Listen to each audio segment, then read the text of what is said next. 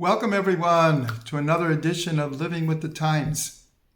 This week's Parsha is Parshat Ekev, and in it is some of the most descriptive and beautiful pictures of the land of Israel. And one of the verses is a very important verse where it lists the 7 special fruits of Israel: wheat and barley, grapes, figs, pomegranates, olive, and date. The olive is described as zeit shemen, olive oil, and the date is devash, honey. But we're told it's not bees' honey, it was date honey. And this is a very important verse because it applies to many different halachas, Jewish law about what order of blessings to make and after blessings. So I just want to talk briefly about the olive. In the Talmud, it mentions, without really an explanation, that if one eats olives, it leads to forgetfulness. And if one eats olive oil, it leads to remembering. So this is a bit paradoxical.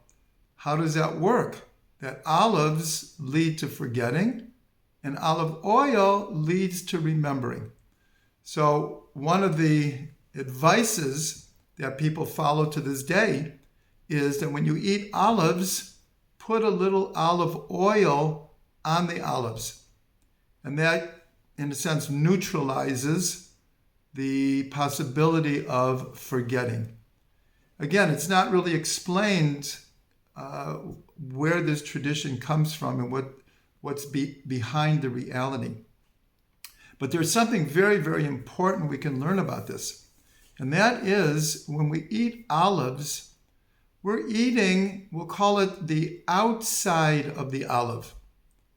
When we eat olive oil or use olive oil, then that's coming from the inside of the olive. So if we apply this to both learning Torah and life in general, we see a very, very important lesson comes out. When we learn or pray in a superficial way, call it going through the motions or by rote or routine, or even when we're trying to apply ourselves, but we're not getting deeply into it. So that's like eating an olive that leads to forgetfulness. Because if we're not putting our whole heart and soul into our learning or our prayers, then we're going to forget them. But if, like olive oil, we put our whole heart and soul into what we're learning, and we review it, and we take the proper time to pray with kavanah, with intent, that's like getting to the inside of the olive, and that leads to remembering. But this is true about life in general. If we approach life and relationships and situations in a very superficial way, without deeply connecting, it's not going to leave its mark.